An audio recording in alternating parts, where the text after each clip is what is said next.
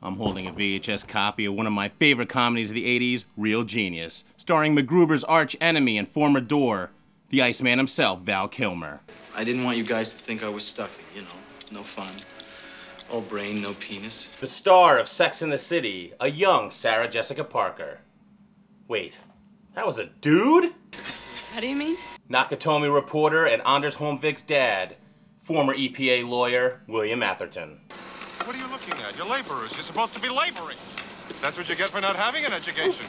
And Benjamin Linus's dad and Uncle Rico, John Grease. Or is it Grise? I don't know anyone's name in these movies. In the time it takes to rewind this tape, I'm going to answer all of your genius questions. Are we different from people just because we're smart? We're different than most people, Mitch. Better. You are Chris Knight, aren't you? I hope so. I'm wearing his underwear. Why are you wearing that thing on your head? Because if I wear it anywhere else, it chafes. What about that time I found you naked eating jello? I was hot and I was hungry, okay? I answer all of this and more in today's edition of VHS Breakdown. Want some popcorn?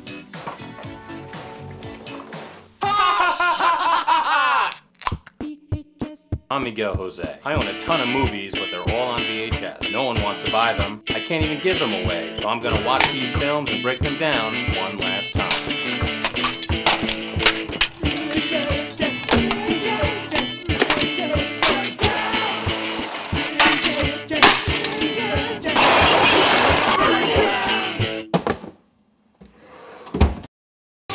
Given the type of people you are and the environment you're in, you have to admit the strong probability that this may be the only chance you will ever have in your entire lives to have sex.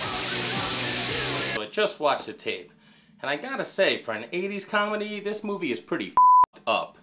It's basically about the government using super smart kids from a college to help them build this death ray laser that can kill people from space.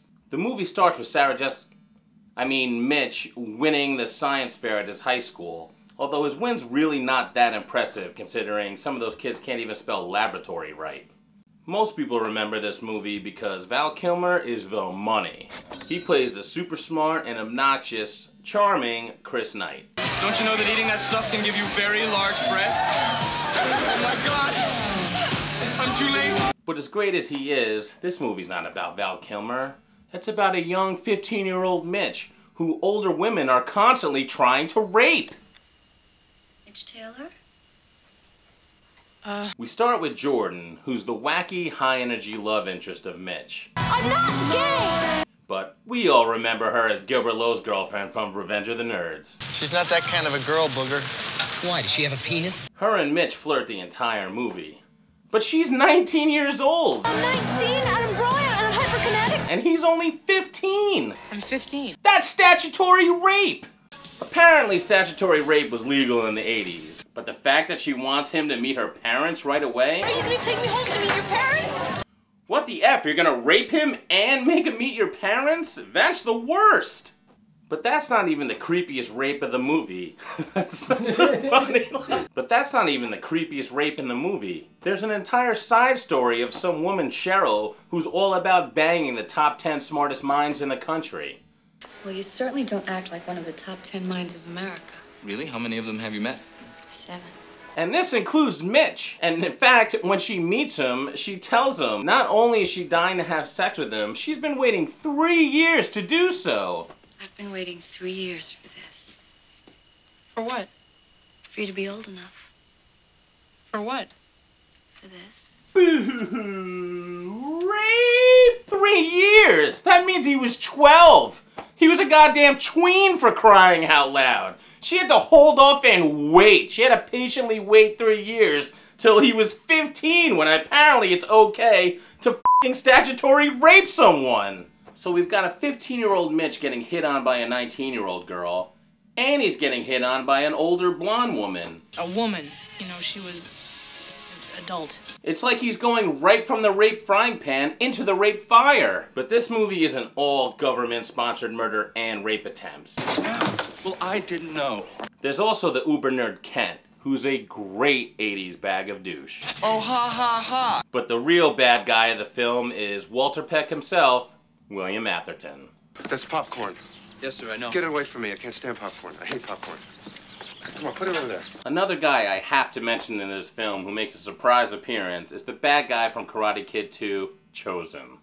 Personally, I think that after he gets rejected by the girls at this party, he goes back to Okinawa to learn karate, and it's only later that he gets drum punched to the face by Danny LaRusso.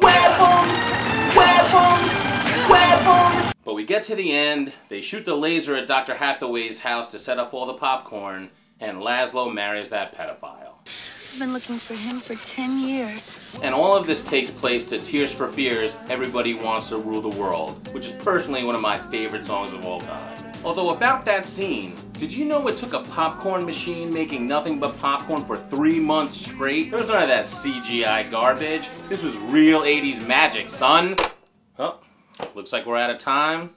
And I don't know about you, but I think I could go for some more popcorn.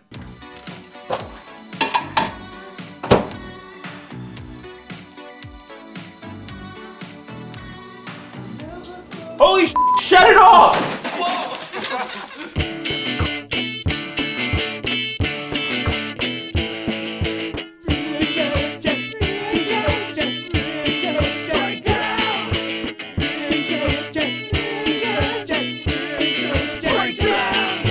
We should have done it in my room. Oh man, it's so funny though.